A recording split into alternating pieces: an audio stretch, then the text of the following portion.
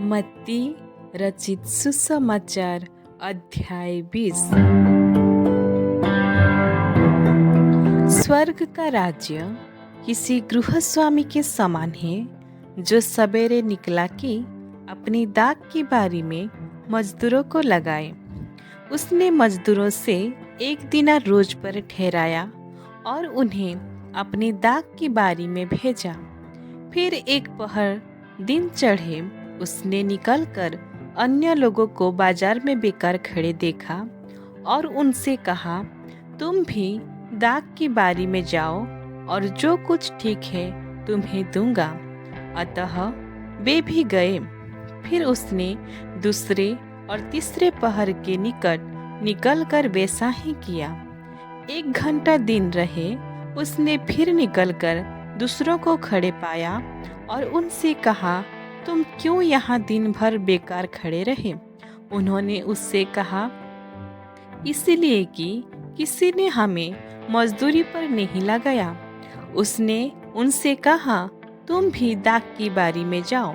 सांझ को दाख की बारी के स्वामी ने अपने भंडारी से कहा, मजदूरों को बुलाकर पिछलों से लेकर पहलों तक उन्हें मजदूरी दे दे। जब वे आए जो घंटा भर दिन रहे लगाए गए थे तो उन्हें 1-1 दिनार मिला। जो पहले आए उन्होंने ये समझा कि हमें अधिक मिलेगा, परंतु उन्हें भी 1-1 दिनार ही मिला। जब मिला तो वे गृहस्वामी पर कुड़कुड़ा के कहने लगे, इन पिछलों ने 1 ही घंटा काम किया और तो उन्हें हमारे बराबर कर दिया, जिन्होंने दिन भर का भार उठाया और धूप सही। उसने उनसे कहा, एक को उत्तर दिया, हे मित्र, मैं तुझसे कुछ अन्याय नहीं करता। क्या तूने ही मुझसे 1 दिनार ना ठहराया था?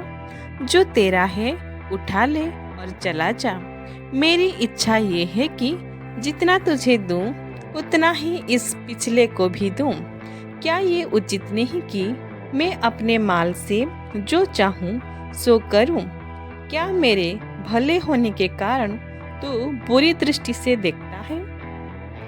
इसी रीति से जो पिछले हैं वे पहले होंगे और जो पहले हैं वे पिछले होंगे।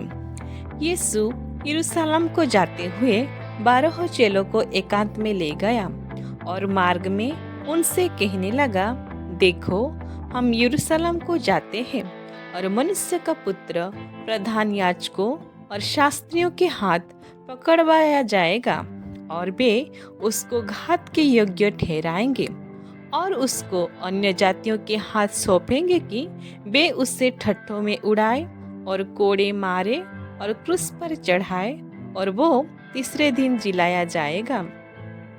तब जब्दी के पुत्र की माता ने अपने पुत्र के साथ यीशु के पास आकर प्रणाम किया और उससे कुछ मांगने लगी।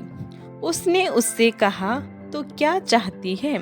वो उससे बोली, ये वचन दे कि मेरे ये 2 पुत्र तेरे राज्य में एक तेरे दाहिने और तेरे बाएं बैठे। यीशु ने उत्तर दिया, तुम नहीं जानते कि क्या मांगते हो। जो कटोरा में पीने पर हूँ क्या तुम पी सकते हो? उन्होंने उससे कहा, पी सकते हैं। उसने उनसे कहा, तुम मेरा कटोरा तो पियोगे, पर अपने दाहिने और बाएं किसी को बैठाना मेरा काम नहीं, पर जिनके लिए मेरे पिता की ओर से तैयार किया गया है उन्हीं के लिए है। ये सुनकर 10 चेले उन दोनों भाइयों पर क्रुद्ध हुए। यीशु ने उन्हें पास बुलाकर कहा, तुम जानते हो कि अन्य जातियों के हाकिमों उन पर प्रभुता करते हैं और जो बड़े हैं वे उन पर अधिकार जताते हैं, परंतु तुम में ऐसा नहीं होगा। परंतु जो कोई तुम में बड़ा होना चाहे वो तुम्हारा सेवक बने, और जो तुम में प्रधान होना चाहे वो तुम्हारा दास बने।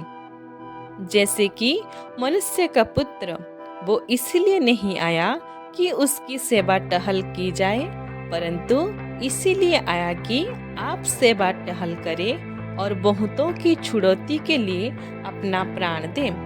जब वे यरीहो से निकल रहे थे तो एक बड़ी भीड़ उसके पीछे हो ली, और दो अंधे जो सड़क के किनारे बैठे थे, ये सुनकर कि यीशु जा रहा है, पुकार कर कहने लगे, हे प्रभु, दाऊद की संतान, हम पर दया कर। लोगों ने उन्हें डांटा कि चुप रहे, पर वे और भी चिल्लाकर बोले, हे प्रभु, दाऊद की संतान, हम पर दया कर।